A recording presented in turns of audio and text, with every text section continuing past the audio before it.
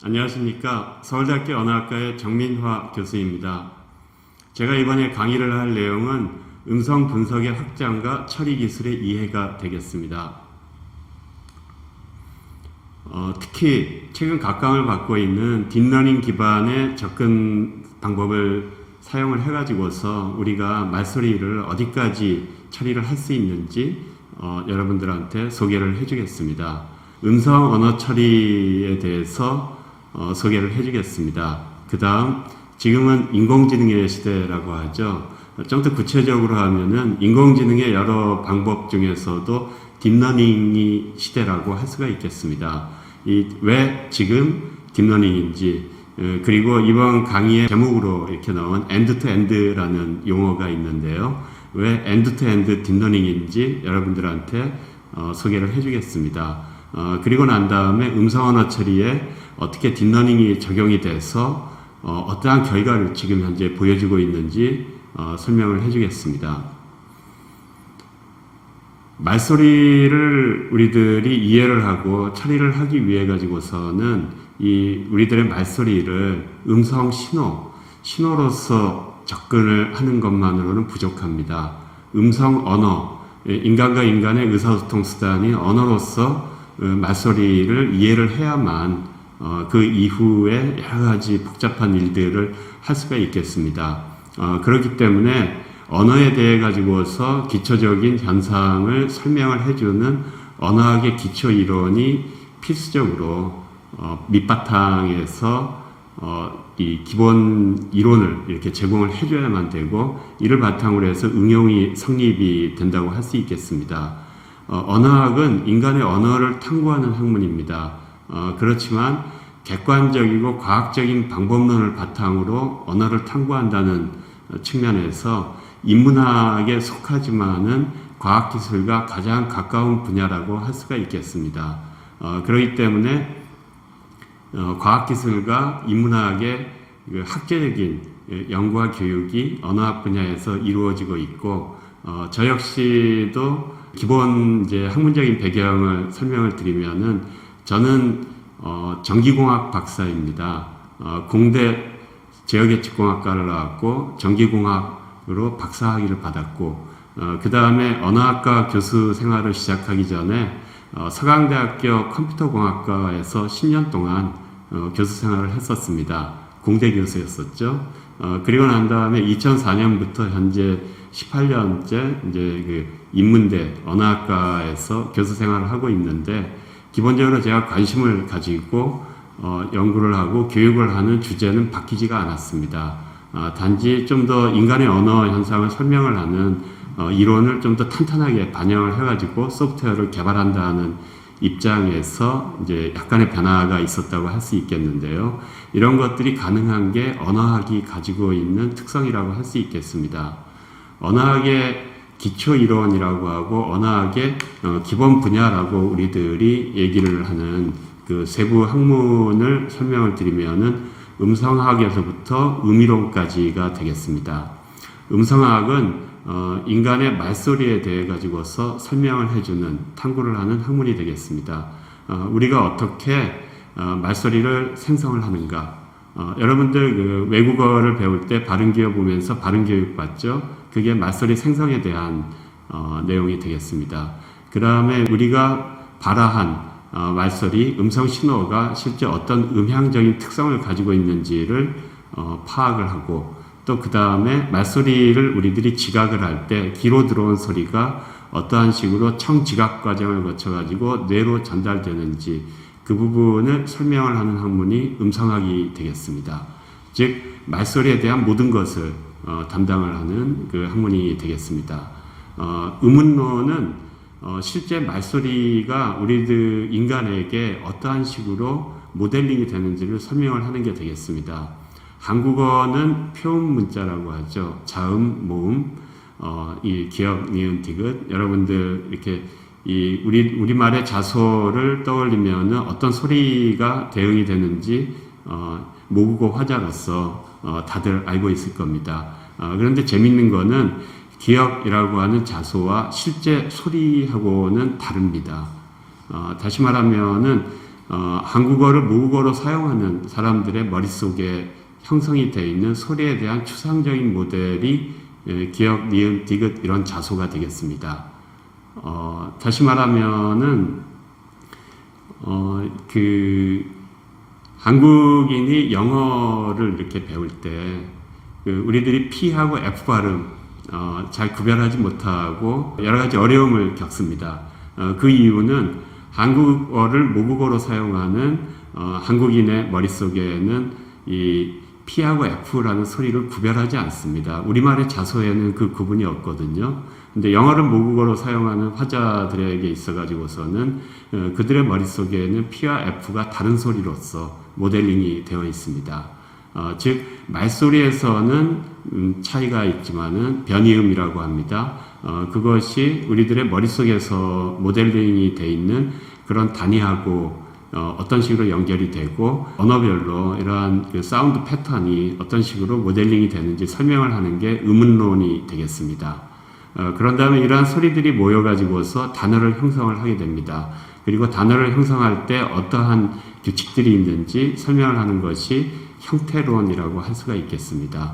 그 다음에 단어와 단어가 모여가지고서 문장을 만들 텐데 어떠한 식으로 올바른 문장이 만들어지는지 또한 문장을 구성을 하고 있는 여러 단어들이 어떠한 그 관계를 맺고 어떠한 기능을 가지고 있는지 우리들이 국어 시간에 많이 배웠던 주어, 동사, 목적어 뭐 그런 얘기들 또 어떤 단어가 어떤 단어로 수식을 하는가 하는 그런 종류의 그 문장에서 단어들이 가지고 있는 관계와 문장이 형성이 되는 이것을 설명을 하는 것이 통사론이 되겠습니다.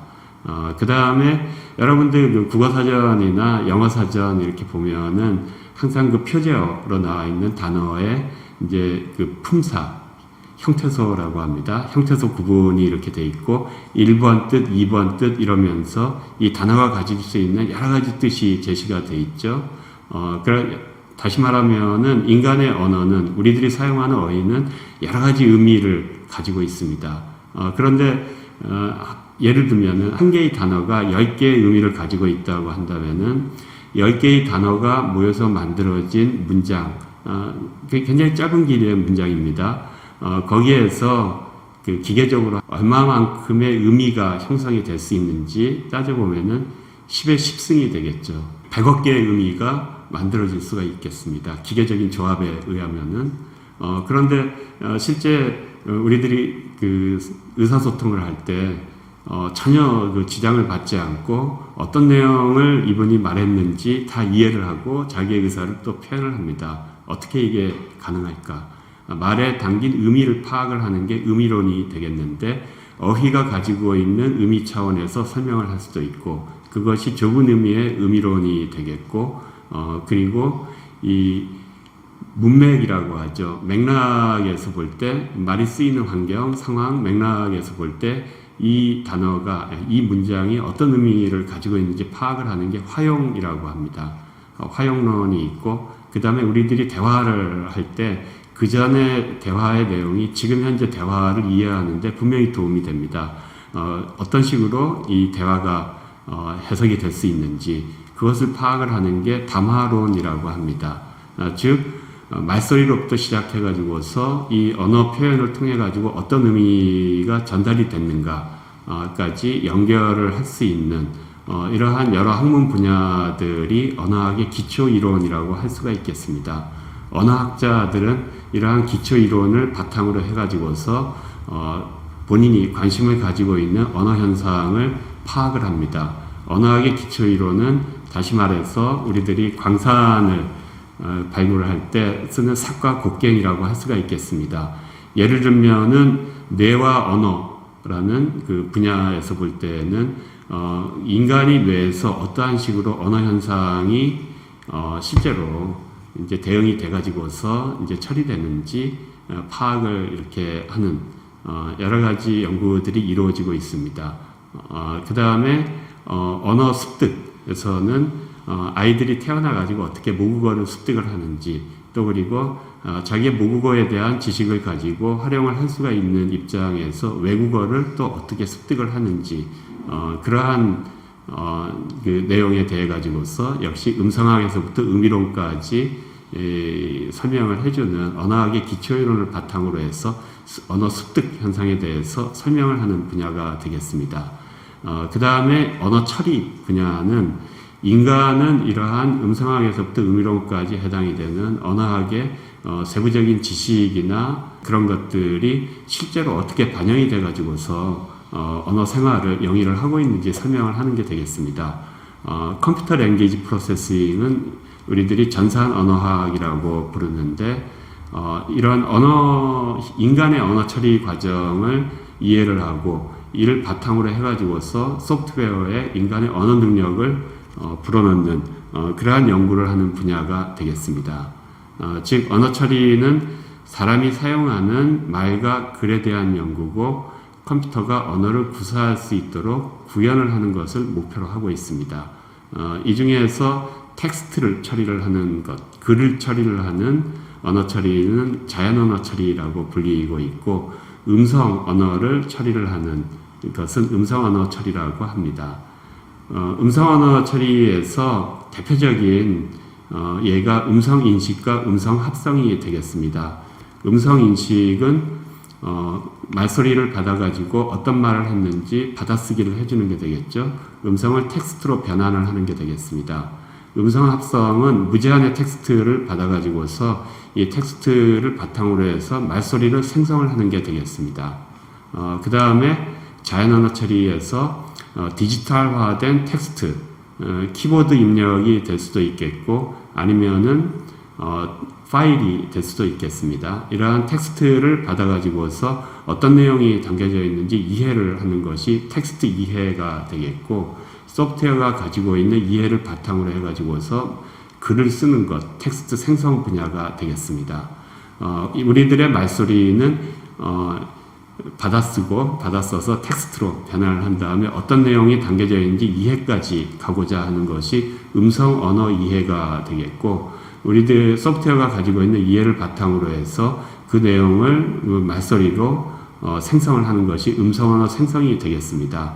음성 언어 처리라고 하는 분야는 음성 인식, 음성 합성, 그리고 음성 언어 이해, 음성 언어 생성을 아우르는 용어가 되겠습니다. 그런데 음성 인식과 음성 합성에서 낮은 수준의 난이도가 낮은 그러한 음성 인식과 음성 합성은 전기전자 분야의 음성 신호 처리 기술만으로 충분히 해결이 됩니다. 하지만 고난이도의 음성 인식과 음성 합성 그리고 이해까지 연결이 되는 음성 언어와 음성 언어 생성은 음성을 스피치 시그널 신호로서 이렇게 보면서 전기전자 공학의 신호 처리만으로 접근을 하면은 처리를 할 수가 없습니다. 인간의 언어, 음성 언어로서 말소리를 이해를 하고 접근을 해야만 이러한 것들이 가능하게 되겠습니다. 그렇기 때문에 음성 언어 처리는 전기전자 공학의 음성 신호 처리 그리고 텍스트로부터 이해까지 이루어지는 자연 언어 처리 이 모든 것들의 바탕이 되는 언어학이 학제적으로 융합이 돼서 이루어지는 광범위한 연구 분야가 결합이 된 주제라고 할 수가 있겠습니다. 한 예를 들면은 자동 통역에서 좀 전에 제가 음성에서 텍스트까지 가는 과정이 음성 인식이라고 했었죠. 음성에서 텍스트로 갈 때 한국어 음성을 받아서 무슨 말을 했는지 한국어로 받아쓰기를 이렇게 합니다.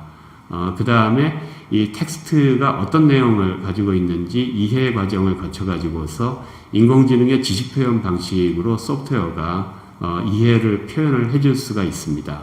이 인공지능의 지식 표현 방식은 언어 독립적인 만국 공통의 표현 방식이라고 할 수가 있습니다. 텍스트를 생성을 할 때 이 만국 공통의 표현 방식으로 되어 있는 이해를 영어 텍스트로 옮겨줄 수가 있습니다. 한국어 텍스트로 생성을 할 수도 있지만 다른 언어의 그 모델을 적용을 해가지고서 생성을 할 수가 있겠습니다. 그 다음에 음성 합성을 할 때 영어로 음성 합성을 이렇게 할 수가 있겠습니다. 결과를 놓고 보면은 한국어 음성을 받아서 영어 음성으로 변환이 된 게 되겠죠. 이게 자동 통역이 될 수가 있겠습니다. 이러한 그 자동 통역을 예로 이렇게 둘 수 있듯이 음성 언어 처리에서 음성과 텍스트와 이해를 연결하는 여러 고리들의 지식과 방법들이 유기적으로 융합이 돼가지고 다양한 응용을 만들어내고 있습니다. 음성 언어 처리의 가장 대표적인 응용 사례는 음성 대화 처리가 되겠습니다. 음성 대화 처리는 이제 콜센터에서 이루어지는 서비스를 예로 들어서 설명을 해주겠습니다. 이제 우리 항공 예약을 하는 예가 되겠는데요. 이제 1588과 같은 그 항공 예약 그 사이트의 그 대표 전화로 전화를 이렇게 겁니다. 그래서 우르륵 하고 뭐라고 이제 말을 하면은 음성인식기가 무슨 말을 했는지 받아쓰기를 해줍니다. 워싱턴 DC에서 덴버까지 라운드 트립으로 가고 싶다 하는 말이 이제 텍스트로 옮겨진 게 되겠는데, 아직 2단계에서는 약한 수준의 이해는 있을지언정 어떤 내용이 이 텍스트에 담겨져 있는지 아직은 파악이 돼 있지 않은 상태가 되겠습니다. 그렇기 때문에 세멘틱 미닝을 찾기 위해 가지고서 음성 언어 이해를 하는 이 처리 과정이 이제 적용이 되겠고, 그 결과로 이제 오리진 시티, 그러니까 떠나는 도시는 워싱턴 DC, 데스티네이션 시티는 덴버, 플라이트 타입은 라운드 트립이라고 하는 그런 식의 미닝을 이렇게 뽑아내게 되겠는데, 제가 좀 전에 말씀을 드렸던 인공지능이 지식을 표현하는 방법으로 언어 속에 담긴 내용을 이렇게 전환을 해준다고 했었는데, 그게 이런 내용이 되겠습니다. 오리진 시티, 데스티네이션 시티, 플라이트 타입은 무엇이다 하고 설명을 하는 게 되겠고, 기본적으로 이 항공 예약에 있어 가지고서 목적은 여행사의 에이전트하고 이게 대화를 이렇게 나누면서 실제로 항공권 구매까지 가는 게 목적이 되겠죠. 그러면은 이러한 한 문장에 담긴 내용을 이렇게 파악한 상태에서 실제로 항공 예약이 이루어질 수 있는지, 그리고 정보가 불충분하다면 어떠한 식으로 추가 대화를 진행을 하면서 이제 정보를 얻어내야 될지, 이런 것들을 판단하는 것이 대화 처리가 되겠습니다.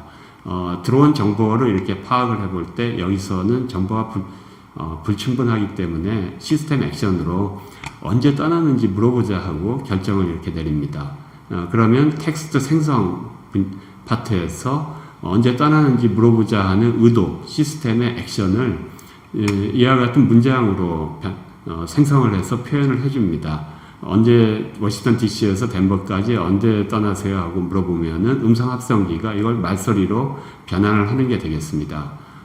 그러면은 이제 어떠한 이제 과정이 이루어지냐면은, 실제 전화를 건 사용자 입장에서는 덴버까지 가고 싶어요 하고 말하면은 곧장 전화기를 통해 가지고 언제 떠나세요 하고 물어보거든요. 그러면은 내일 가려고 해요, 뭐 이런 식으로 대답을 하고, 이러한 대화가 계속 이루어지면서 쌓여져 있는 세멘틱 미닝을 바탕으로 해가지고서 항공 예약을 진행을 하는데 필요한 정보가 다 이제 획득이 됐다.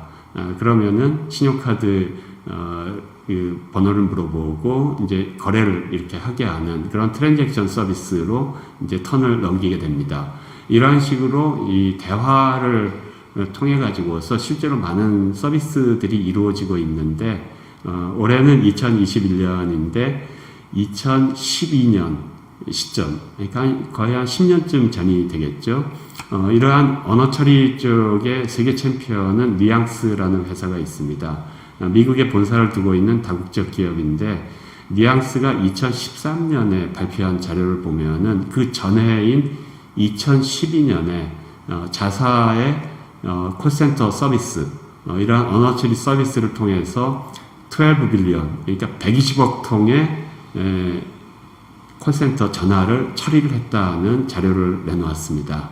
자, 지금부터 한 10년쯤 전이 되겠는데, 이미 그 시기에 이러한 식의 음성 대화 처리를 통해 가지고서 서비스까지 영어에서는 이러한 규모로 이루어졌었습니다.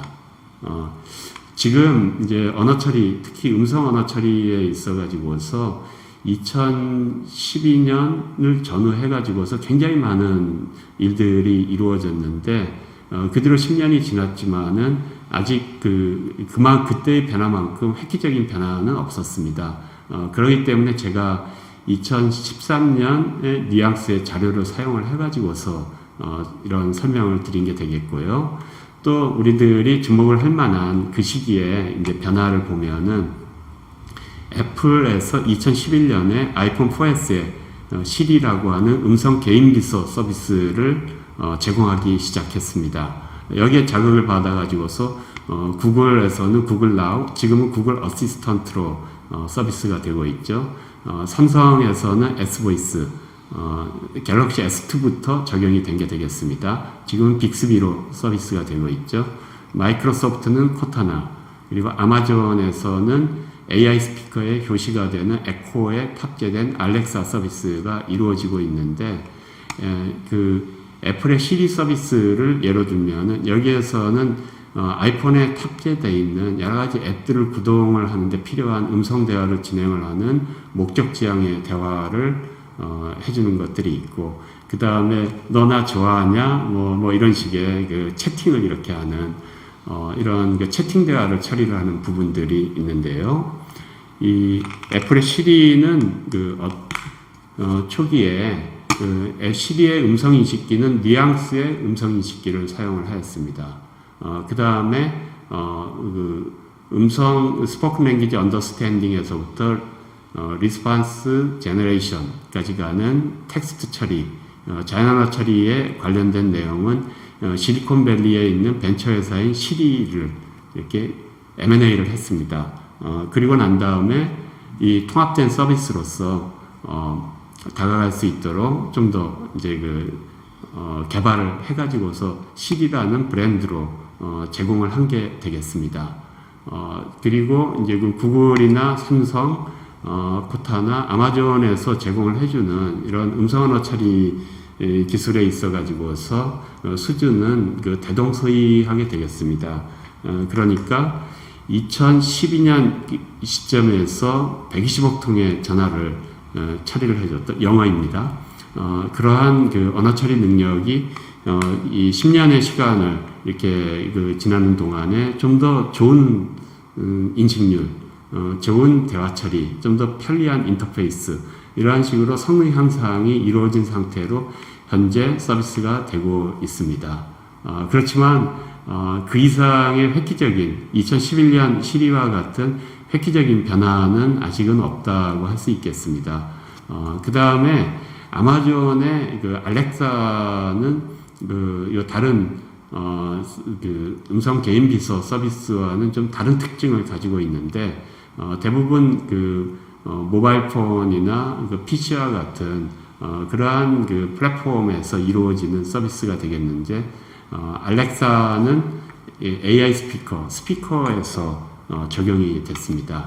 아마존의 알렉사가 이제 차이가 나는 거는 에코 스피커의 상단을 보면은 7개의 스피커가 달려 있습니다. 즉, 다른 스마트폰 기반의 음성 서비스에서는 2개의 스피커를 사용을 해가지고서 음성을 받아서 디지털 스피치로 변환을 한 다음에 음성인식 기술을 적용을 하는데, 아마존의 에코는 로봇에 사용되는 기술인 마이크 어레이를 이렇게 적용을 하고, 각각의 어레이가 지향성의 마이크가 되겠습니다. 자기가 담당을 하는 방향이 있습니다.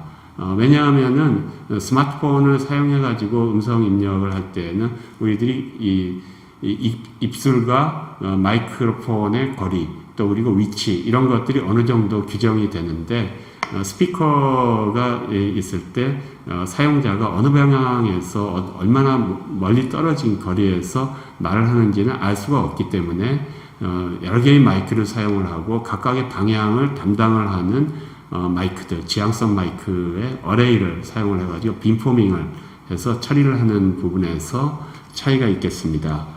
그래서 이 음성 대화 서비스를 적용을 하는 데 있어 가지고서 아마존의 이 에코에 탑재된 알렉사 서비스는 그야말로 유비쿼터스 컴퓨팅이라고 할 수가 있는데, 여러 가지 디바이스에 마이크 어레이를 탑재를 해가지고서 이 스마트폰만이 아닌 모든 디바이스에 처리가 될 수 있는 그런 기술 적용의 그 대표적인 사례라고 할 수가 있겠습니다.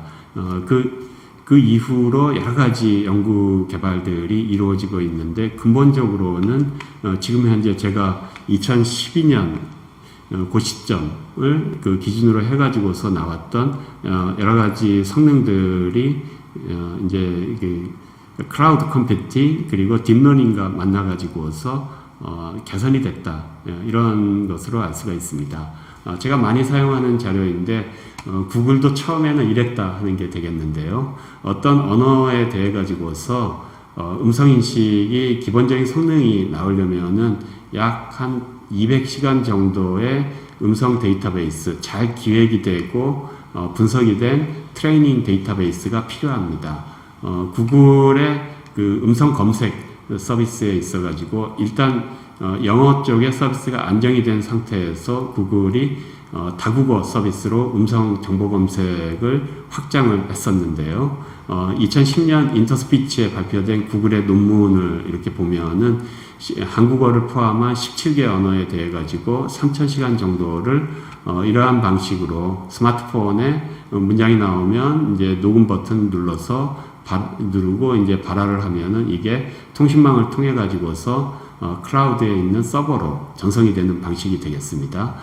이러한 방식으로 이제 한 언어당 한 150시간 정도 이렇게 음성 DB를 수집을 한 다음에 음성 정보 검색을 제공을 할 수 있는 최소 수준의 성능을 확보를 한 다음에 서비스를 시작을 했습니다. 그리고 난 다음에 모든 것이 바뀌었습니다.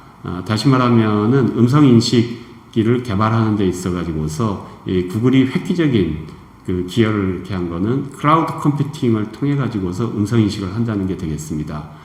그 전에 스마트폰 같은 모바일 디바이스의 탑재, 스마트폰이 아니죠. 그 전에는 2G 폰입니다. 피처폰에 탑재된 음성 인식기는 내장형 솔루션이 되겠습니다.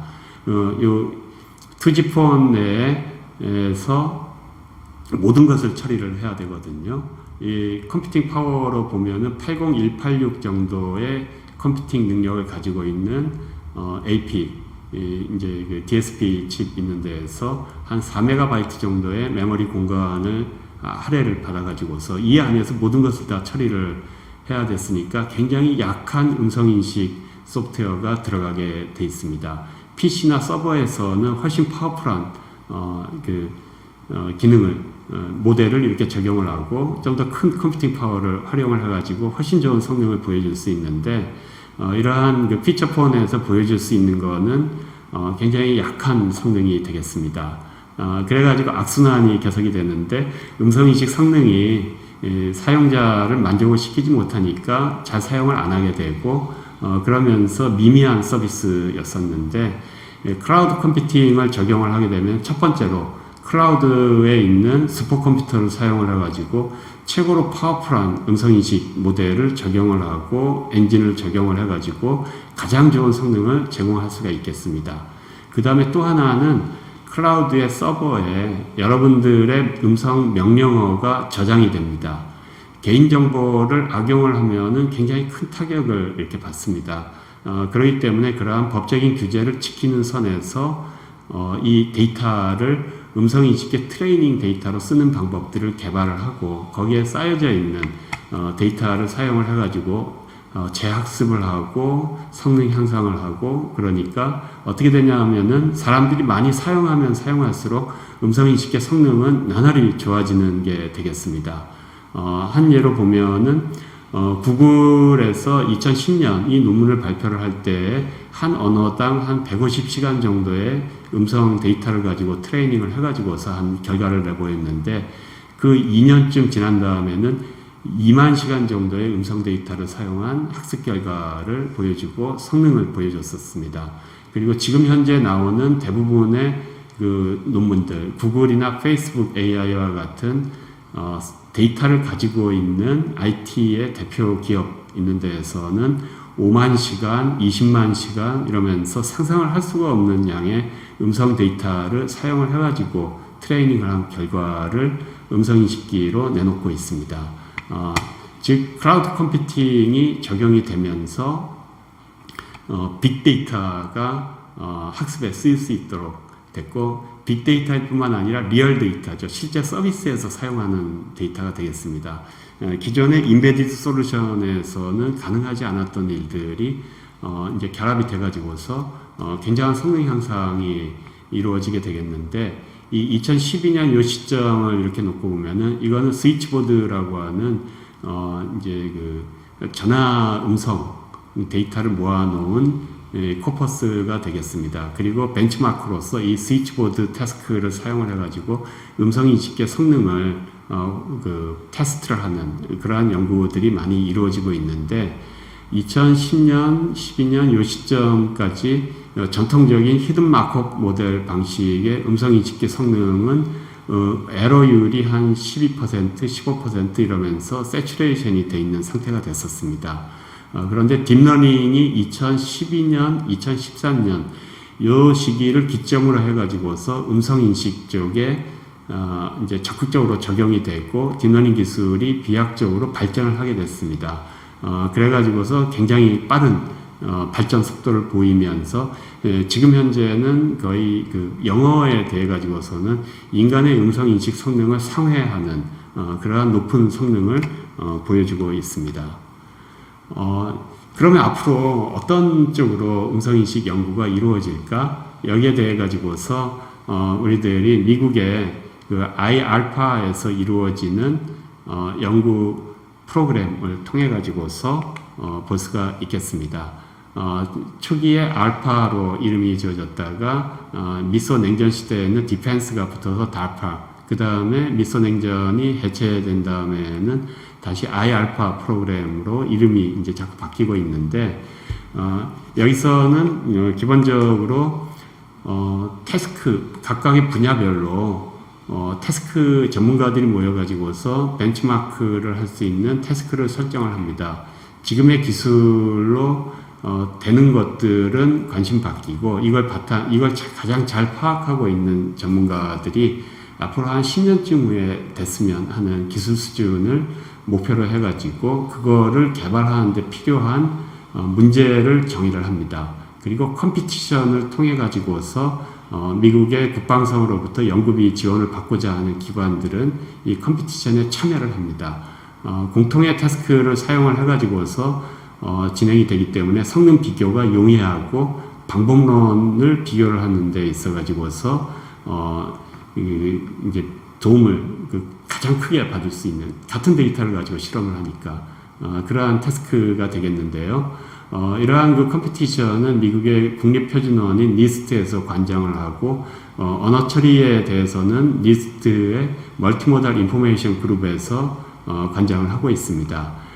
지금 현재 니스트에서 어떤 휴먼 랭귀지 테크놀로지에 대해 가지고 어떠한 이밸루에이션 프로젝트들을 진행을 했는지는 이 사이트에 들어가면은 자세한 내용들을 볼 수가 있는데요.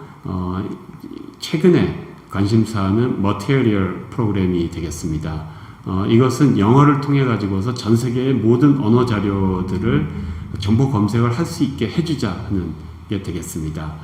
그런데 전 세계의 언어 자료들을 이렇게 놓고 보면은 랭귀지 배리어가 있지 않습니까? 영어에 대해 가지고서는 가장 많은 연구가 이루어졌고 가장 많은 언어 자원이 쌓여 있는데 그렇지 않은 언어들이 굉장히 많습니다. 이 바벨탑에 대한 아주 잘 알려져 있는 예술 작품이 그림이 되겠는데요. 성경에 나와 있는 바벨탑을 쌓자 하는 게 그 바벨 프로그램이 되겠습니다. 이 바벨 프로그램에서는 이제 전 세계 언어를 우리들이 볼 때 에스놀로그 사이트를 보면은 가장 권위 있는 통계가 나와 있는데 전 세계 한 7,139개의 언어가 현재 사용이 되고 있습니다.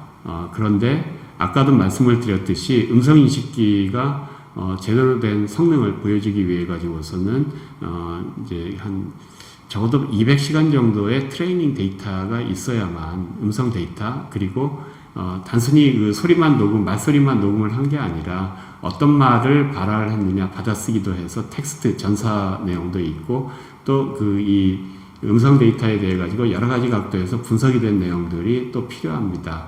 그런 식으로 잘 가공이 되어 있는 음성 데이터가 200시간 정도는 있어야만 제대로 된 음성인식계 기본 성능이 나오는데, 만약에 40시간 정도의 데이터만 있다면, 아니면 3시간 정도의 데이터만 있다면 무엇을 할까?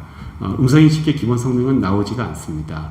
그런데 좀 전에 에스놀로그 사이트를 통해서 보면 한 7,139개의 언어가 현재 전 세계에서 사용이 되고 있는데, L1 스피커, L1은 모국어를 표시하는 용어가 되겠습니다. 모국어로서 사용 100만 명 이상의 인구가 사용을 하고 있는 언어는 전 세계의 언어 가운데 398개밖에 안 된다고 합니다. 그리고 L1 스피커가 10만 명 이상인 언어는 1,300개 정도가 되는 게 되겠습니다. 10,000명 이상인 언어는 3,150개. 그러니까 전 세계에 7,000개가 넘는 언어 가운데 10,000명 이상의 사용자가 사용을 하는 언어는 3,000개 정도밖에 안 된다는 얘기가 되겠습니다.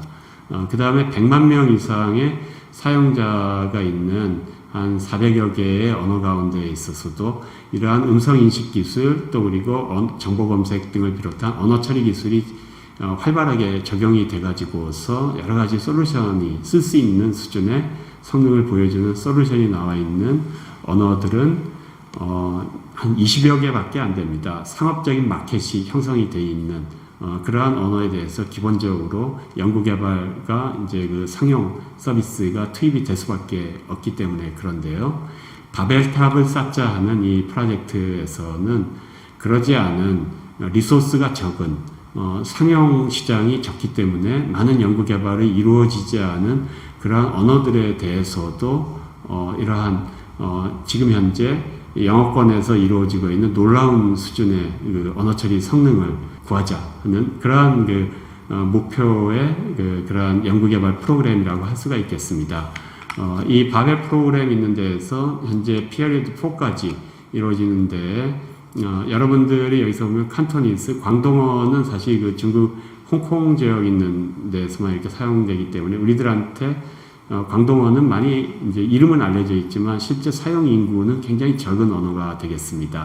텔루구, 타밀, 줄루, 이그보, 잘 들어보지 못한 여러 언어들이 많이 있을 텐데요. 이러한 리소스가 적은 언어들을 대상으로 해가지고서 음성인식기의 기본 성능을 얻고자 하는 그러한 연구 개발이 컴피티션을 이렇게 거치면서 이루어지고 있습니다. 지금 현재 보여지고 있는 성능은 에러율이 간단한 그 핵심어 검출, 단어 인식 태스크이지만은 에러율이 한 56에서 뭐 46% 하고 있고, 그 다음에 멀티링구얼 어프로치로 이제 이 언어의 그 소규모의 언어 자원만을 사용을 해가지고 트레이닝을 해서 가는 게 아니라 다른 언어의 자원들도 사람이 말한 말소리이기 때문에 분명히 그 이점을 활용을 할 수 있는 부분들이 있습니다. 그러한 언어들을 바탕으로 해가지고서 섞어가지고 멀티링구얼로 적용을 할 때에는 에러율이 조금씩 떨어지는 것을 볼 수가 있습니다. 그렇지만은 상용 서비스를 할 수 있는 수준이 되려면은 에러율이 10% 이하로 내려가야 되는데 아직 먼 길이 되겠죠. 그런데 영어에 대한 음성인식 성능도 한 30년 전에는 이랬었다 하는 게 그 시점이 되겠고, 이러한 노력들이 한 20여 년 정도 이상 지속이 된다면 어떤 일이 이루어질지는 누구도 모르는 게 되겠습니다. 이 니스트 챌린지로 오픈 ASR 챌린지가 현재 시행이 되고 있는데, 이 바벨 프로그램과 머티리얼 프로그램이 합쳐져 가지고서 지금 현재 2020년에 이루어진 그 벤치마크 테스트 컴피티션에서는 이러한 10개의 언어에 대해 가지고서 이제 그 음성 정보 검색을 하는데 필요한 기초적인 태스크를 수행을 하는 게 되겠습니다.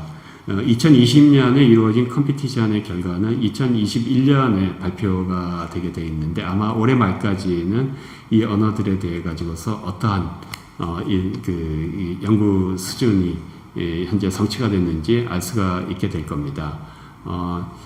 정리하면은 음성 언어 처리의 발전 방향은 이 시리로 대별이 되는 퍼스널 보이스 어시스턴트, 음성 개인 비서 그 응용을 이렇게 볼 수가 있겠고, 챗봇으로 대별이 되는 이제 자연 언어 처리 응용이 있는데, 이 두 개가 같이 합쳐져서 음성과 텍스트에 대해서 다양한 종류의 서비스가 이루어지는 방향으로 발전을 하고 있습니다. 여기에 단순히 한 말만 받아 적어가지고서 또 이해하고 거기에 대응을 하는 것이 아니라 좀 더 고차원적인 추론을 적용을 하는 게 되겠습니다.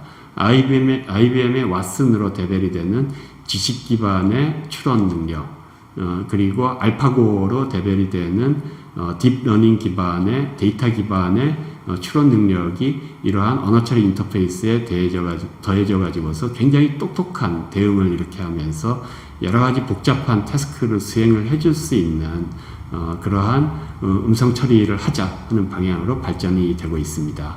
복잡한 일을 한다면은 한 번 말을 해가지고 이 여러 가지를 다 시킬 수는 없거든요. 사람과 사람의 대화에서도 마찬가지입니다.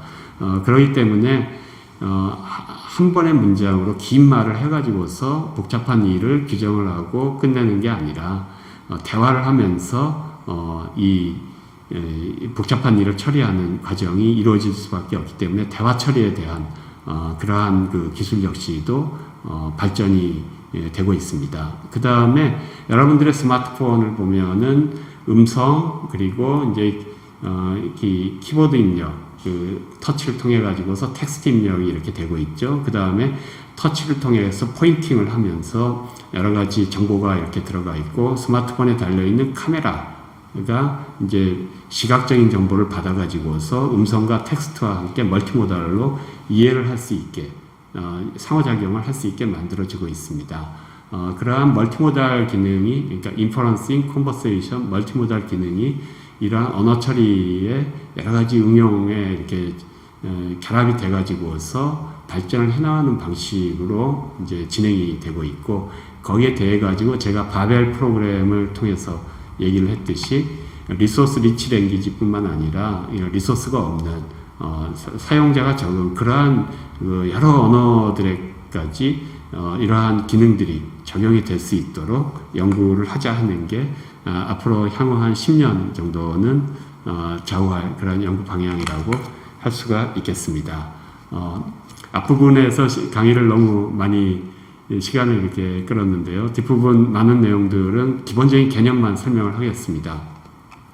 지금은 딥러닝 시대라고 하죠. 인공지능에서 여러 가지 연구들이 이루어지고 있습니다. 그런데 인공지능의 한 분야에 머신러닝 분야가 있습니다. 그리고 머신러닝에서도 여러 가지 분야들이 있는데 그 중에 신경망, 뉴럴 네트워크를 바탕으로 한 딥러닝을 하는 연구 분야가 있습니다. 그런데 딥러닝 쪽에서 브레이크스루가 이루어져 가지고서 머신러닝, 인공지능 이 모든 분야들이 아주 획기적인 발전을 이렇게 하고 있고, 흔히들 우리가 지금은 인공지능 시대라는 말을 많이 듣고 있습니다. 그런데 이 모든 발전을 촉발시킨 것이 딥러닝이고, 좀 더 정확한 용어를 얘기를 하면은 지금은 딥러닝 시대라고 할 수가 있겠습니다.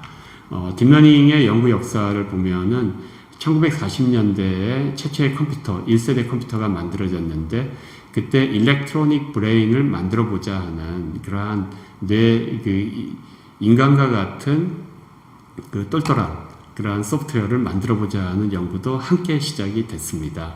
그래서 1940년대에 매클로와 피츠에 의해 가지고서 인간 뇌의 정보 처리의 기본 단위인 생물학적인 정보 처리의 기본 단위인 뉴런을 계산 모델화한 이러한 수학적인 모델이 나오게 됐었고, 그 다음에 1960년대 초반에는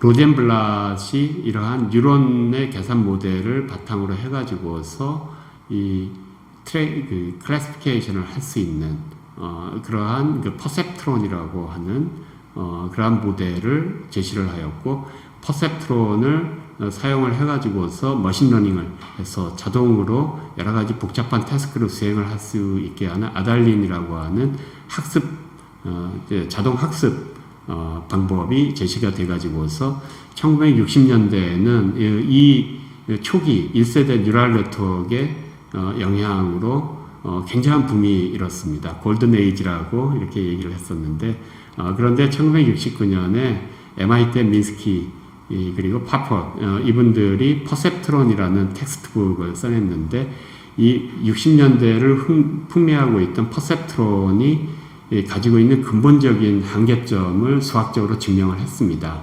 익스클루시브 오아 프로블럼이라고 하는데요. 이 두 점을 이 하얀 두 점하고 비교를 하려면은 이렇게 리니어하게 직선을 이렇게 거가지고서 구별할 수가 없습니다. 넌리니어 클래시피케이션이 이루어져야 되는데 이 퍼셉트론으로는 넌리니어 클래시피케이션을 할 수가 없다. 현재로서는 불가능하다 하는 것을 증명을 이렇게 했고 그 결과 모든 사람들이 뉴럴 네트워크, 이 퍼셉트론 러닝 이 분야를 떠났습니다. 소수의 이 연구자들이 이 다크 에이지, AI 윈터라고 이렇게 하는데요.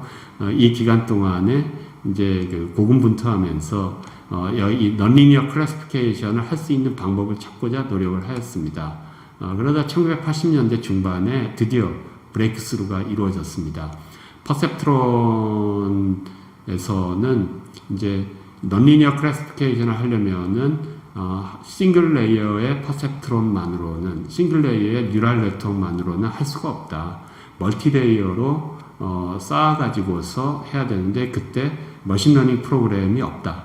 지금 현재로서는 그것 때문에 이제 AI 윈터가 왔는데 1980년대 중반에는 멀티레이어 퍼셉트론을 사용을 하고 백프로포게이션이라고 하는 러닝 알고리즘이 제시가 돼가지고서 이러한 익스클루시브 OR로 표시가 되는 이러한 넌리니어 클래시피케이션을 비로소 풀 수가 있게 됐습니다. 그래가지고 1980년대 중반부터 90년대 중반까지 두 번째 붐이 불었습니다. 그렇지만은 이때 그 두 번째 붐이 불었을 때 기대했던 그런 획기적인 발전이 추가되지 않아가지고서 좀 정체기에 이렇게 들어갔었는데요.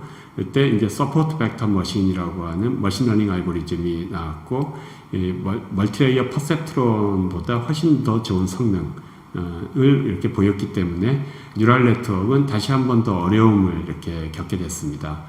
그러다가 2006년에 토론토 대학의 힌튼 교수에 의해 가지고서 프리트레이닝 알고리즘 딥 빌리프 네트워크가 이렇게 나오게 되고 지금 딥 뉴럴 네트워크로 이제 표시가 되는 딥러닝이라고 될 수가 있겠는데 2006년에 이 브레이크스루가 만들어지면서 다시 한번 변화가 있게 됐습니다. 그리고 2012년에 그 컴퓨터 비전 쪽에 이미지넷 컴피티션이 있는 데에서 이 딥러닝을 사용을 한 기술이 기존의 방법들보다 획기적인 성능 향상을 이렇게 보여줘 가지고서 비로소 모든 커뮤니티에 이 딥러닝 방식이 인정을 받고 이제 보급이 확산이 돼서 주류로서 이렇게 쓰이게 됐습니다. 그래서 2012년 이후로 모든 것들이 다 딥러닝으로 이루어지는 식으로 이제 바뀌게 됐었는데요. 하나 좀 특이할 만한 사항은 1986년 이때 백프로포게이션을 만들어낸 그룹이 UC 샌디에고의 이제 리서치 그룹이 되는데 그때도 힌튼 이분이 있었습니다. 이제 초기 연구자로서 이제 아주 새파랗게 젊은 연구자로서 이제 두 번째 붐을 만들어내는데도 기여를 했었고 그 뒤로 뉴럴 네트워크의 침체기가 90년대, 2000년대 초반까지 됐을 때 계속 꾸준히 연구를 해가지고서 다시 한번 큰 변화를 불러일으켰습니다. 그래서 인공지능 그리고 딥러닝 이 분야에서 토론토 대학의 힌튼 교수님은 진짜 학자로서도 존경을 받는 그런 분이 되겠는데요. 아까 그 시리가 2011년에 서비스가 됐고 2010년, 2012년 이 시점에서 이제 콜센터의 음성언어 처리 그 서비스가 어떤 수준으로 되고 있다 하는 얘기를 했었죠. 그리고 2010년 전후해 가지고 클라우드 컴퓨팅이 적용이 돼 가지고서 빅데이터가 이렇게 만들어졌다. 그런 다음에 2012년에 이미지넷 컴피티션을 통해서 이 딥 뉴럴 네트워크가 가지고 있는 그런 성능이 이제 드디어 이제 증명이 된 그런 시기가 됐는데 2013년에 밴쿠버에서 열렸던 아이캐스 컨퍼런스에서 이제 힌튼의 플리너리 톡이 있었는데요. 개막식에서 한 1,500명 정도를 앉혀놓고서 드디어 딥 뉴럴 네트워크의 시대가 열렸다 하고 어나운스먼트를 하는 의미가 있는 나중에 생각해보니 그런 것 같습니다. 그때 참석을 해가지고 제가 그 찍은 동영상의 화면을 클립을 한 게 되겠는데요. 이분이 힌튼입니다. 힌튼의 이 플리너리 톡에서 음성 인식 분야 있는 데 있어가지고서 첫 번째 빅 석세스는 음성 인식 쪽에서 이루어졌습니다. 그리고 음성 인식기의 기본 성능을 테스트를 하는 데 있어가지고서는 문맥 정보를 사용을 하지 않는 음소 인식, phoneme recognition 또는 phone recognition이라고 하는데 이것만을 통해 가지고서 기본적인 음성 인식기의 성능을 테스트를 합니다. 그리고 이렇게 해서 베이스라인 성능이 확립이 되면은 여기를 바탕으로 해서 발음, 단어, 문장, 의미 여기에 대한 여러 가지 콘텍스트 정보를 사용을 해가지고서 이제 그 다음 단계의 언어 처리, 음성 인식 성능이 나오게 되는데요. 이때 그 순수한 음성 인식기의 성능만을 이렇게 따지는 음소 인식 태스크에서 전통적으로 에러율이 phone error rate이라고 하는데 또는 phoneme error rate 이렇게 얘기를 하는데 전통적인 방식에서는 27%에서 한 24% 이런 정도 되는 것이 그동안의 state of art였습니다. 인간의 음소 인식 성능도 따져보면은 80%에서 80%대 중반 이하입니다. 실제 그 소리를 녹음을 한 다음에 음소 단위로 잘라가지고서 사람한테 테스트를 하면 그런 정도의 성능이 나옵니다. 그러니까 그 당시에 그 전통적인 방법, 히든 마크업 모델 방식의 스테이트 오브 아트는 인간의 인식 성능보다 이제 한 10% 정도 떨어지는 그런 정도의 성능이라고 할 수 있는데 이 딥 뉴럴넷을 사용을 했더니 여기 보면은 20% 정도까지 이렇게 내려가는 그러한 예를 들면은 2012년, 2013년 아이캐스에서 발표된 그때 이제 스테이트 오브 아트가 되겠는데 18.7%까지 성능을 향상을 시킬 수가 있었다가 딥 뉴럴넷을 사용을 한 연구 결과가 되겠습니다. 실제 이 모든 음성 인식기의 기본 성능이 음소 인식으로 테스트가 되기 때문에 음소 인식으로 이렇게 놓고 보면은 1% 성능 향상을 했다면 진짜 획기적인 발전이 되겠습니다. 그런데 이제 이 24% 정도 되는 게 이제 힌튼의 논문에서 20% 정도 그리고 그 뒤에 마이크로소프트의 논문 있는 데에서 18.7%로 내려갔다는 거는 획기적인 발전이라고 할 수 있겠는데 그렇지만 컴퓨터 비전 분야에 비하면은 그 충격이 적었습니다. 이미지넷 컴피티션을 이렇게 놓고서 보면은 한 100만 장이 넘는 그 사진을 이렇게 디지털 데이터 사진을 주고 이게 고양이냐, 강아지냐, 자동차냐, 이런 것들을 구별하는 겁니다. 그러한 태스크가 되겠는데, 보면은 그 시기에 있어가지고서 이제 스테이트 오브 아트 퍼포먼스를 달리는 그러한 여러 가지 방법들의 에러율이 한 26%인데 딥 뉴럴넷을 사용한 거 16%가 됐어요. 이런 종류의 태스크에서 1% 정도만 성능이 좋아도 아주 획기적이다 하는 그 시기에서 말도 안 되는 성능 차이인 10%. 이걸로 모든 게임이 이제 정리가 된 게 되겠습니다. 딥 뉴럴넷을 사용한다. 딥러닝을 사용을 해가지고서 인공지능 태스크에 접근을 하는 거는 피할 수가 없는 현상이 됐습니다.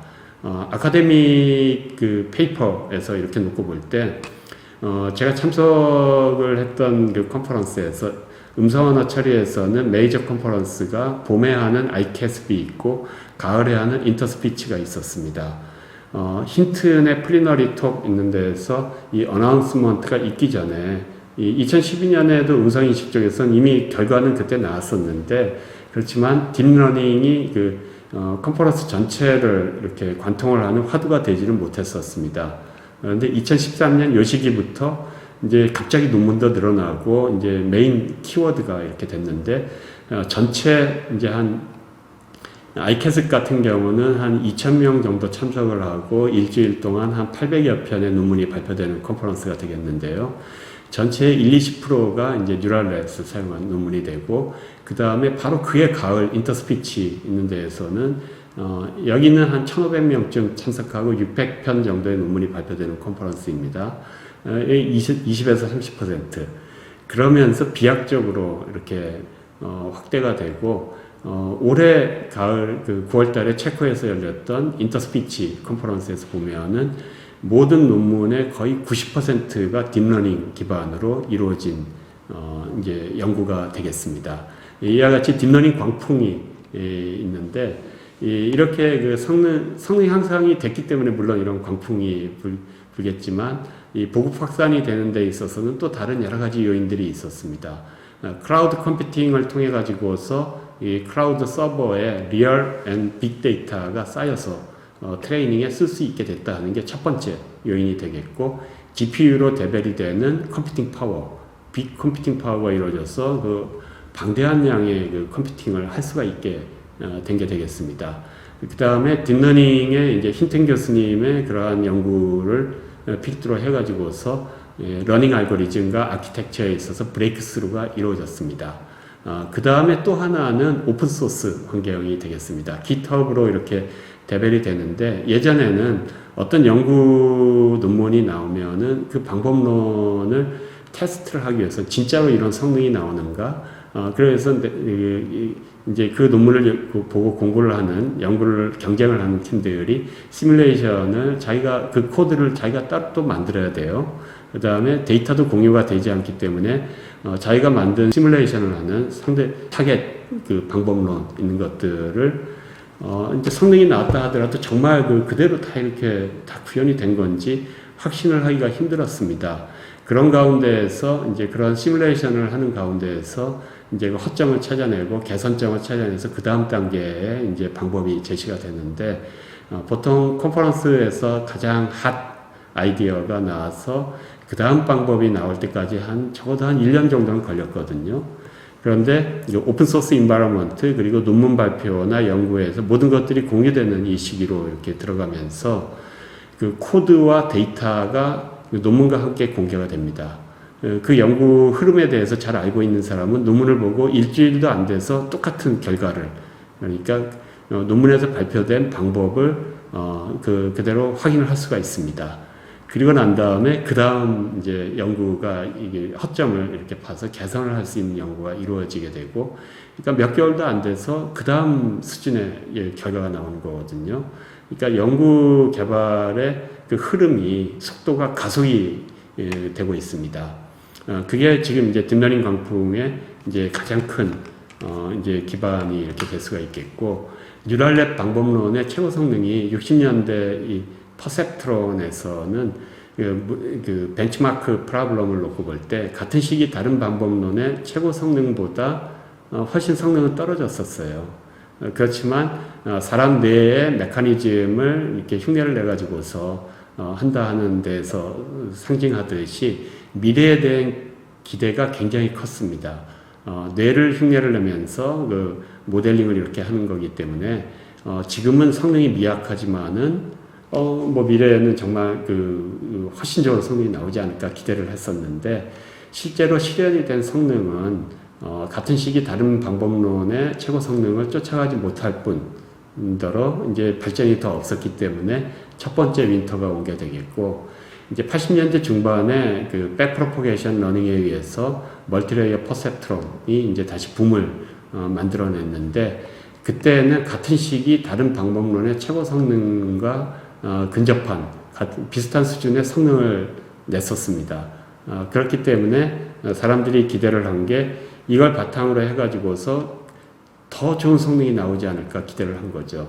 그런데 여러 분야의 여러 문제에 대해서 연구를 했을 때 실제로 실현이 된 성능은 몇몇 그 문제들에 대해서는 이제 그 비근한 성능을 내지만은 또 대부분의 문제들에 있어서는 성능이 더 나빴어요. 그래가지고 침체기가 이렇게 된 게 됐는데, 딥러닝에서는 놀랍게도 초과를 했습니다. 스테이트 오브 아트 퍼포먼스를 보여줬고, 그 다음에 다른 분야, 다른 주제들에 대해서 적용을 하는데 역시 최고 성능을 보여주고 있습니다. 그 다음에 좀 전에 이제 그 딥러닝이 성공을 할 수 있는 그 여러 가지 이슈들을 요인들을 이렇게 말씀을 드렸는데 이것들이 이 딥러닝 기반의 연구를 가속을 이렇게 하는 그러한 상황입니다. 현재는. 그렇기 때문에 지금 현재도 최고 성능을 보여주고 있는데 미래에는 어떻게 될까 하는 기대까지 결합이 돼가지고서 딥러닝 광풍이 이렇게 불고 있다고 할 수 있겠고요. 그 다음에 이제 이 딥러닝 중에서도 엔드-투-엔드인가 스테이트 오브 아트 퍼포먼스가 엔드-투-엔드 음성인식기에서 나오고 있는데 페이스북 AI의 웨이브 투백 2.0 있는 데에서 폰 에러 레이시 8.3%가 나오고 있습니다. 2013년 그 컨퍼런스 있는 데에서는 기존의 방법들이 한 24% 정도의 에러 있는 것들이 마이크로소프트의 리서치에서 18.7% 이런 식으로 해서 이제 브레이크스루가 이루어졌다 하는데 지금은 비교가 안 되죠. 어마어마한 성능이 엔드-투-엔드 ASR에서 이루어지고 있기 때문에 이제 이러한 딥러닝 그 중에서도 엔드-투-엔드 딥러닝을 이렇게 사용을 해가지고서 언어 처리, 음성 분석하는 것이 이제 주류가 될 수밖에 없는 상황이라고 할 수 있습니다. 이제 그 딥러닝 시대의 음성 언어 처리가 어떻게 되는지를 설명을 드리겠습니다. 우선 음성 인식, 얼굴 인식, 지문 인식, 정맥 인식 등등 여러 가지 인식 문제들이 있는데 이것들을 뭉뚱그려 가지고 다 패턴 레코그니션이라고 합니다. 패턴 레코그니션이라는 카테고리로 여러 가지 이런 인식 문제들이 이렇게 포함이 되는 것은 문제 해결 방법론에 있어서 공통으로 이제 공유하고 있는 부분이 있기 때문입니다. 문제 해결 방법론을 공유를 하고 있고 단지 적용 도메인 이게 스피치냐 얼굴이냐 이런 그 적용 도메인이 다를 뿐이다 하는 게 되겠는데요. 패턴 레코그니션 패러다임은 이제 우리들이 사용을 하는 인식을 하고자 하는 요 데이터 그 데이터를 그대로 사용하지 않고 이 데이터를 잘 설명을 해주는 잘 정리된 요약 정보를 사용해서 문제를 해석을 한다는 게 첫 번째 공통되는 그 접근 방법이 되겠습니다. 그럼 어떻게 요약을 하느냐?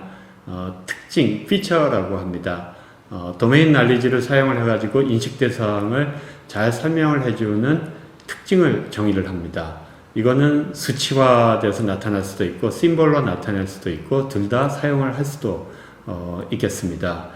예를 들면은 음성 인식을 한다면은 실제로 발화를 할 때 말소리에서 담겨져 있는 그러한 그 조음의 특징 그거를 파라미터한 것들을 사용을 한다든지 얼굴 인식을 이렇게 한다면은 눈, 코, 귀의 모양, 이들 사이의 관계, 그리고 살색, 등등 여러 가지를 이런 것들이 이 특징에 해당이 되겠는데요. 이 인식 대상을 가장 잘 설명을 해줄 수 있는 그러한 그 특징들을 전문가들의 지식을 바탕으로 해가지고 정의를 합니다.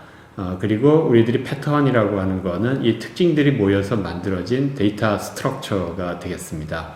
가장 많이 사용되는 데이터 스트럭처는 벡터가 되겠습니다. 그래서 피처 벡터라고 할 수가 있는데 음성의 경우에 있어 가지고서는 25ms 구간에 있는 음성 신호를 39개의 피처를 사용을 해 가지고서 표시를 한 다음에 이걸 모아놓은 39차원의 피처 벡터가 패턴이 되겠습니다. 패턴 인식 패러다임의 두 번째 그 공통점은 트레이닝과 레코그니션으로 이렇게 두 단계로 나눠 가지고서 문제를 해결한다는 게 되겠습니다. 이 그림은 굉장히 오래된 그림인데 모든 아이디어가 다 담겨져 있기 때문에 사람들이 항상 패턴 인식, 음성 패턴 인식, 음성 인식을 이렇게 설명을 할 때 인용을 해서 사용을 하는 그림이기도 합니다. 기본 아이디어는 스피치 인풋, 음성 입력을 받아가지고서 특징을 추출을 합니다. 특징을 추출을 해가지고서 패턴이 만들어지게 되겠죠. 자, 그때 이 학습 또는 이제 트레이닝 과정이라고 할 수 있는데요. 이 트레이닝 과정에서는 우리들이 인식하고자 하고 있는 대상들을 이렇게 데이터를 많이 받아가지고서 모범 답안을 만드는 게 되겠습니다. 그래서 인풋이 들어오면은 트레이닝 패턴으로 변환을 한 다음에 이 학습 알고리즘을 적용을 해가지고서 레퍼런스 패턴, 즉 모범 답안을 만듭니다. 이것이 이제 학습의 결과가 되겠습니다. 그 다음에 실제 인식을 할 때는 입력을 이렇게 받아가지고 특징, 피처 익스트랙션, 특징을 추출한 다음에 테스트 패턴, 입력 패턴을 만들고 이거를 학습 과정에서 만들어 놓은 레퍼런스 패턴과 비교를 해가지고 가장 가까운 것을 답으로 제시를 하는 게 되겠습니다. 즉, 그 패턴 인식 패러다임은 로 데이터를 직접 사용하지 않고 잘 정의된 특징을 사용을 해가지고서 패턴이라고 하는 데이터 스트럭처로 변환을 한다. 그런 다음에 학습 과정에서 모범 답안 패턴을 만든다. 그 다음에 인식 과정에서는 입력 패턴과 모범 답안 패턴을 비교를 해가지고서 가장 가까운 것을 답으로 내놓는다 하는 이러한 접근 방법을 취하고 있습니다. 이때 우리들이 흔히 컨벤셔널 패턴 딥러닝 이전에 컨벤셔널 패턴 레코그니션이라고 하는 시스템들은, 그러니까 다시 말하면은 피처를 추출을 하고 이거를 이제 들어온 이제 모범 답안 패턴하고 비교를 해가지고서 클래시피케이션을 해서 답을 내놓는 과정이 되겠고, 이 피처는 전문가에 의해 가지고서 이 문제를 가장 잘 설명해 줄 수 있는 특징을 규정을 한다 하는 게 되겠습니다. 거기에 비해 가지고서 이제 뉴럴넷을 사용을 해가지고서 음성 인식을 적용을 한다, 또는 뉴럴넷을 사용해서 딥러닝을 사용을 해서 여러 가지 이제 패턴 인식 문제를 푼다 할 때는 첫 번째로 적용을 하는 것이 이 클래시파이어를 딥러닝 기반으로 변환을 하는, 뉴럴넷을 사용을 한 클래시파이어를 쓰는 것이 첫 번째 어프로치가 됐었고, 그 다음에 최근에 그 각광을 받고 있는 연구는 이 특징까지도 뉴럴넷이 추출을 하게 하자. 즉, 들어온 인풋을 이렇게 받아가지고서, 그냥 이 블랙박스죠. 뉴럴넷 자체에서 모든 걸 다 처리하는 게 되겠습니다. 기존의 방법에서는 특징을 어떻게 정의하느냐가 그 성능의 관건이 됐었는데, 이것까지도 시스템 안에 들어오는 게 되겠죠. 그래가지고 end to end라고 얘기를 합니다. input end가 있고, 이제 결과, 이제 result end가 있게, output end가 있게 되겠는데, 그 인풋과 아웃풋 사이의 모든 것을 뉴럴넷이 해결하도록 딥러닝 기반으로 처리를 한다 하는 게 end-to-end 어프로치가 되겠습니다. 그런데 이 end-to-end 어프로치가 굉장한 성능을 지금 현재 보여주고 있기 때문에 이게 데이터만 많으면은, 그리고 좋은 뉴럴넷 아키텍처만 잘 정의를 하면은 웬만큼 쓸 수 있는 그러한 시스템이 나오기 때문에 현재 이제 주류로 이렇게 편입이 되고 있습니다. 즉 입력 입력 음성을 받아가지고 특징을 추출을 한 다음에 히든 마크업 모델 방식이나 히든 마크업 모델과 딥 뉴럴넷의 하이브리드 방식의 시스템 있는 그 전통적인 방식으로 음성 인식을 하는 거에서 이제 엔드-투-엔드 모델로 가는 게 되겠습니다. 여기 피처 익스트랙션으로 이렇게 엔드-투-엔드 피처 익스트랙션이 들어온다고 얘기를 했는데, 왜 이쪽에 꺼내져 있냐면은 이제 일부분은 요 앞단에 인풋 엔드에 있고 일부분은 요 안으로 들어와 있습니다. 다시 말하면은 실제 음성 인식기에서 피처를 추출을 하는 과정이 여러 박스로 이렇게 이루어져 있는데요. 이제 아날로그 신호를 받아서 디지털 신호로 바꾼 다음에 그 다음에 주파수 변환을 하고 여러 가지 변환을 해가지고서 이제 피처의 파라미터를 이렇게 뽑아내는데, 이 스피치 시그널을 주파수 변환하기 전에 그대로 로우 스피치 시그널, 타임 도메인의 스피치 시그널을 입력으로 넣을 수도 있고, 그 다음에 주파수 변환을 한 다음에 신호를 넣을 수도 있고, 인간의 청각 구조를 반영을 한 구조로 변환을 한 다음에 엔드-투-엔드 시스템에 넣을 수도 있고, 피처의 어느 그 부분까지는 이 앞단에서 수행을 하고 그 다음에 그 뒷부분을 이 엔드-투-엔드 모델에 집어넣는 그러한 방식으로 시스템이 이제 변화하고 있고 어떤 것이 가장 좋은 성능을 내놓느냐 하는 거는 실험을 통해 가지고서 계속 검증을 하고 있습니다. 다시 말하면은 스피치 시그널, 타임 도메인 시그널을 받아서 주파수 분석을 해서 스펙트로그램을 만들고 청각의 모델을 적용을 해가지고 멜 스펙트로그램이라는 걸 만들고 그 다음에 멜 캡스트로그램이라고 하는 히든 마크업 모델 그리고 거의 40여 년에 걸쳐 가지고서 가장 많이 쓰는 음성 특징을 이렇게 만들어낼 수가 있는데 스펙트로그램부터 엔드-투-엔드 적용을 할 수도 있고 멜 스펙트로그램부터 적용할 수도 있고 MFCC부터 이제 엔드-투-엔드에 적용하기도 합니다. 다시 가장 기본적인 그 신호 처리를 통해 가지고 기본적인 특징을 만들어낸 다음에 고차원적인 특징은 뉴럴넷에 맡긴다 하는 게 되겠습니다. 히든 마크업 모델 기반의 음성인식의 구조에서는 그래서 스피치를 받으면은 이러한 특징 추출을 해서 MFCC 피처를 만드는 것이 음성인식기의 앞단에 이렇게 달려있는 게 되겠는데 이 딥뉴럴넷을 사용을 해가지고 하이브리드로 음성인식을 하는 경우에 있어가지고서는 이 스펙트로그램이 되겠죠. 멜 스펙트로그램으로 많이들 쓰는데 여기까지는 이제 그 음성 데이터를 받아서 간단한 변화를 한 다음에 그 다음에 뉴럴넷에 다 맡기는 그런 방식으로 진행을 하기도 하고 더 나아가서는 이제 모든 것을 다 뉴럴넷으로 하기도 합니다.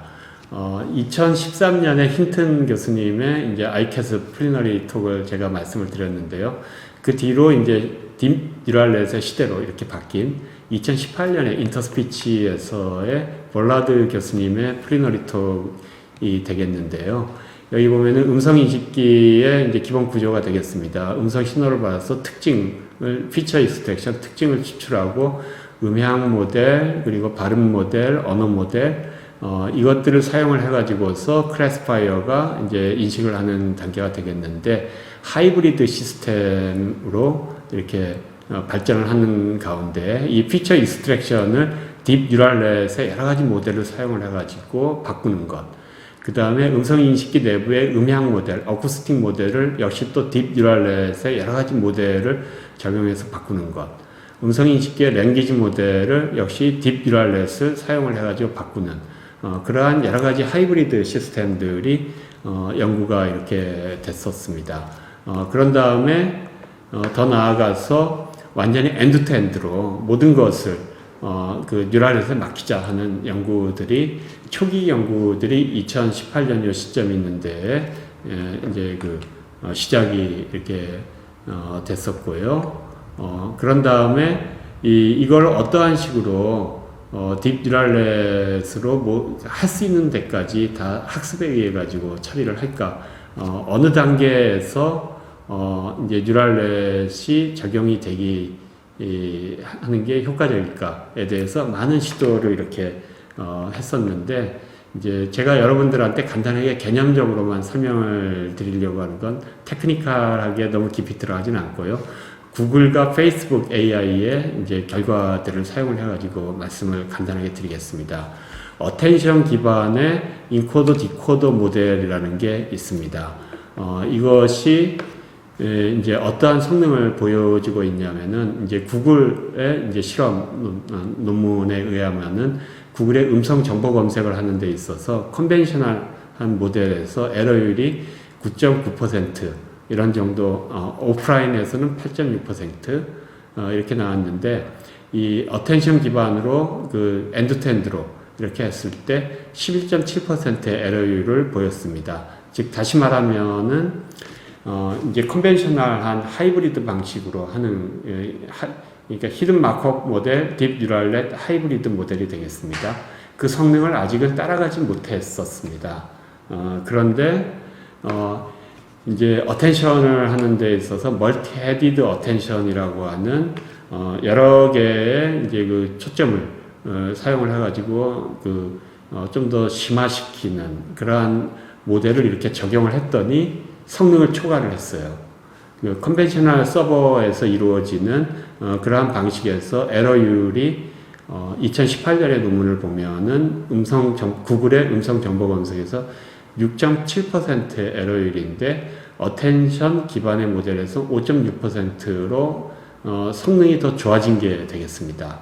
심지어는 모델의 사이즈가 이제 7.2GB가 되는 게 0.4GB로 훨씬 작은 가벼운 모델이 구성이 될 수가 있었고, 풋프린트도 작고 성능도 더 좋은 것이 오프라인으로 다시 서버에 탑재돼 가지고서 이제 성능을 이렇게 보여주는 그런 시기로 됐습니다. 그러면 클라우드에서 이루어지는 서비스는 이제 엔드투엔드로 넘어갈 수가 있게 되겠죠. 구글의 정보 검색, 음성 정보 검색에서는 그렇게 이 태스크 자체가 딥 뉴럴넷만으로도 수행을 해도 좋은 에러가 나도 큰 문제가 없는 그런 태스크이기 때문에 엔드투엔드 어프로치로 이제 그 대체가 이제 됐습니다. 그렇지만 이제 그 문제점 하나는 스트리밍을 하지 않는다. 즉 다시 말하면은 입력이 들어오면은 그대로 결과를 이렇게 내줘야 되거든요. 또 그리고 이제 인베디드 솔루션으로까지 탑재가 돼가지고 쓰일 수도 있게 되면은 좋을 텐데 그게 아니라 클라우드에 있는데 입력을 다 받은 다음에 프로세싱을 시작을 하는 게 되겠습니다. 그러니까 반응 속도가 좀 느린 것도 있고 인베디드 솔루션으로는 들어갈 수가 없다는 것도 이제 문제가 될 수가 있는데 여기에 대해 가지고 RLNT라고 하는 모델이 이제 제시가 됐습니다.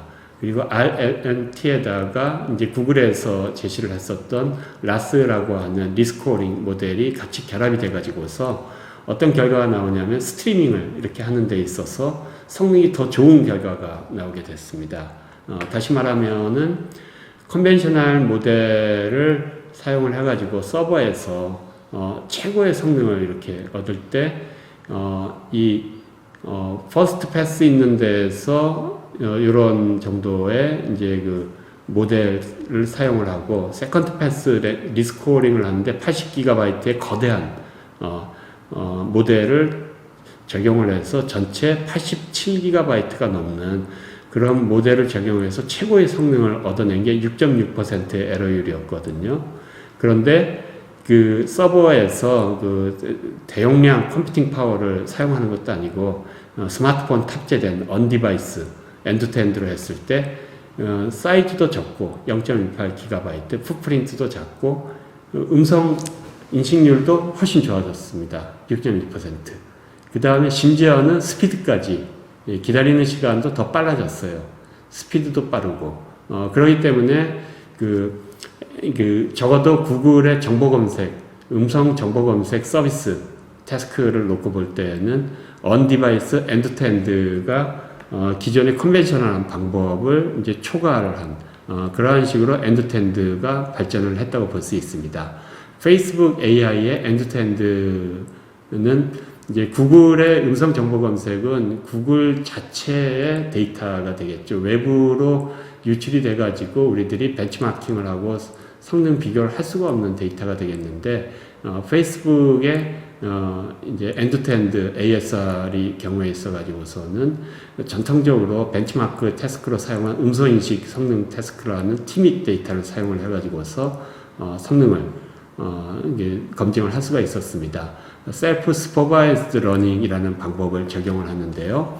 음성 신호를 이렇게 받은 다음에 CNN이라고 하는 이제 딥 뉴럴넷의 기법을 적용을 해가지고 특징을 이렇게 뽑아내는 게 되겠습니다. 그런 다음에 요새 GPT 등에 이렇게 사용이 되고 있는 이제 그 트랜스포머, 내추럴 랭귀지 프로세싱 있는 데에서는 이제 그 대세가 되겠습니다. 이 트랜스포머 NLP를 사용하는 이 트랜스포머의 음성을 입력을 이렇게 하는 게 되겠습니다. 그래가지고 결과를 이렇게 내는 게 되겠는데 다시 말하면은 그 스피치 시그널을 엔드투엔드로 처리를 하는데 스피치 시그널을 받아가지고 CNN이라고 하는 딥러닝 기법을 적용을 해서 특징 변환을 하고 그 다음에 NLP 모듈에 집어넣기 위해서 퀀타이제이션을 한 다음에 트랜스포머에 적용을 했더니 어떤 놀라운 성능이 나왔냐면은 이 티밋 코퍼스에서의 실험에서 이 테이블이 지금 가렸는데요. 티밋 코퍼스의 실험에서 이제 다시 8.3%의 에러율이 나왔습니다. 그런 다음에 흔히들 쓰는 리브리 스피치를 통한 그 연속 음성 인식 실험에 있어서도 스테이트 오브 아트 퍼포먼스가 나왔고, 무엇보다 놀라운 거는 이 프리트레인드 모델과 파인 튜닝을 하는 모델이 있는데요. 한 5만 시간이 넘는 데이터를 사용을 해서 페이스북에서 프리트레인드 된 모델을 제공을 해줍니다. 그런 다음에 이거는 이제 여러 언어들로 구성이 된 그 음성 데이터가 되겠어요. 그걸 가지고서 자기 나라 언어를 사용을 해가지고서 이제 약간의 그 데이터를 사용을 해가지고서 파인 튜닝을 할 수가 있겠습니다. 페이스북 AI에서 제공을 하는 프리트레인드 모델에다가 10분 정도 시간을 가지고 있는 이제 그 파인 튜닝을 할 수 있는 데이터를 가지고 했더니 나오는 성능, 그리고 1시간, 10시간, 그리고 100시간 분량의 이제 파인 튜닝을 이렇게 하는 것을 하면 성능이 계속 좋아지는 것을 볼 수가 있는데, 문제 여기서 10분, 1시간 이런 정도의 최소 규모의 그 데이터를 가지고서도 쓸만한 성능이 나온다는 게 되겠습니다. 음성 인식과 단어 인식 이런 쪽에 있어 가지고서 엔드-투-엔드 모델로, 즉 다시 말하면은 이제 페이스북 AI에서 여러 나라 언어를 바탕으로 해가지고 52,000시간 정도의 음성 데이터를 가지고 트레이닝을 해가지고 프리트레인드 모델을 공개를 했고, 이 프리트레인드 모델을 받아가지고서 한국어로 되어 있는 10분이나 1시간 정도의 데이터를 가지고서 음성인식기를 이렇게 파인 튜닝을 해서 개발을 해도 아주 쓸만한 스테이트 오브 아트 퍼포먼스에 근접하는 성능이 나온다는 게 되겠습니다. 엔드-투-엔드 어프로치의 발전 가능성과 이제 임팩트가 여기에서 이제 얘기가 될 수가 있는데, 지금 현재 이 학계에 이제 굉장한 충격을 안겨주고 있습니다. 이 성능은. 결론을 내리면은 음성 언어 처리 발전은 이제 딥러닝 기반으로 갈 수밖에 없습니다. 그리고 전통적인 방식과 딥러닝을 결합을 하는 하이브리드 모델로 쓰이는 것이 현재도 이제 그 주류 서비스가 되겠습니다.